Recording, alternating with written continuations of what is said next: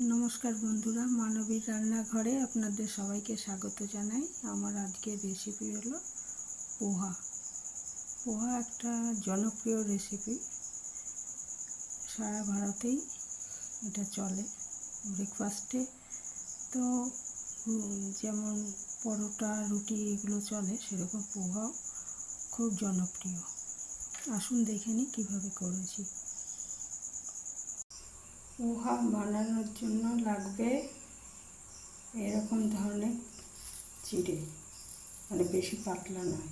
এখানে 200 গ্রাম মতো চিড়ে নিয়েছি, আর একটু সবজি কেটে নিয়েছি, গাজর, আলু আর বিন কড়াই, এটা না দিলেও চলে।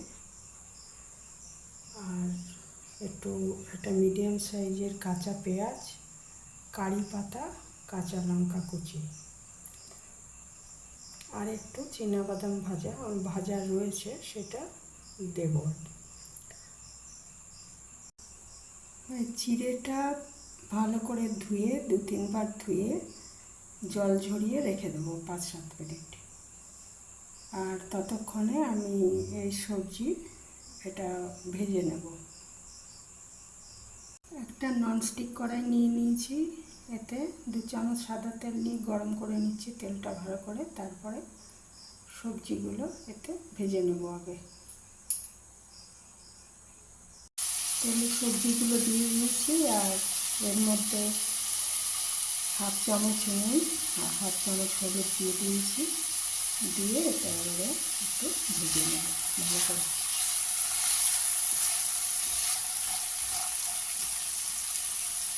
এটা মিডিয়াম আছে ভাজবো।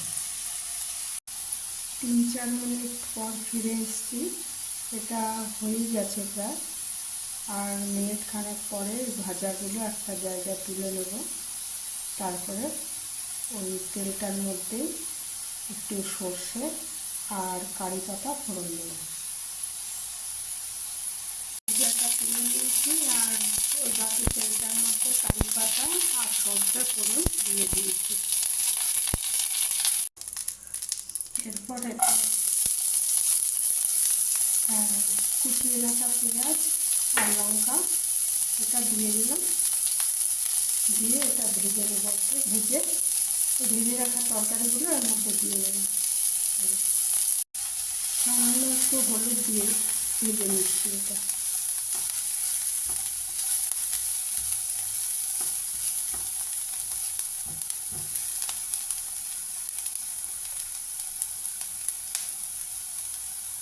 আর এটায় 1 চামচ তেল দিতে হবে, কারণ পেঁয়াজটা ভাজা হওয়ার জন্য একটু তেল লাগবে।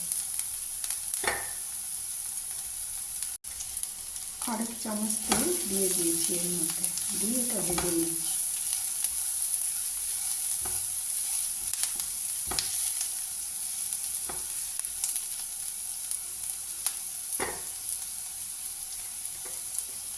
পোহা রান্না করার সময় এই কারি পাতা দেওয়াটা মাস্ট, কারণ খুব সুন্দর একটা গন্ধ হয় তাতে।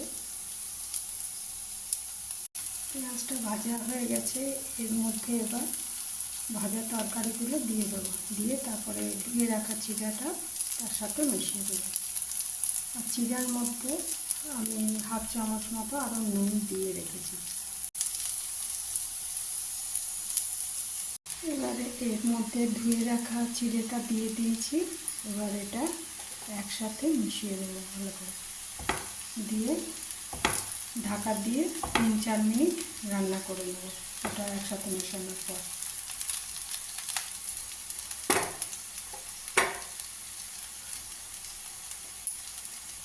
এবার এর মধ্যে ভাজা বাদামগুলো দিয়ে দিয়েছি, দিয়ে এবার এটা ঢেকে 3-4 মিনিট রান্না করব।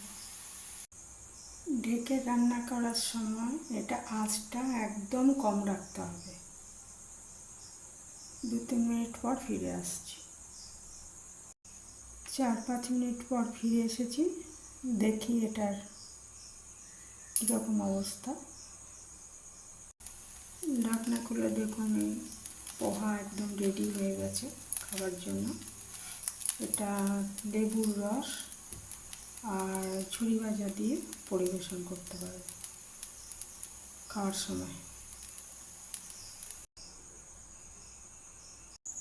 পোহা খাওয়ার জন্য রেডি।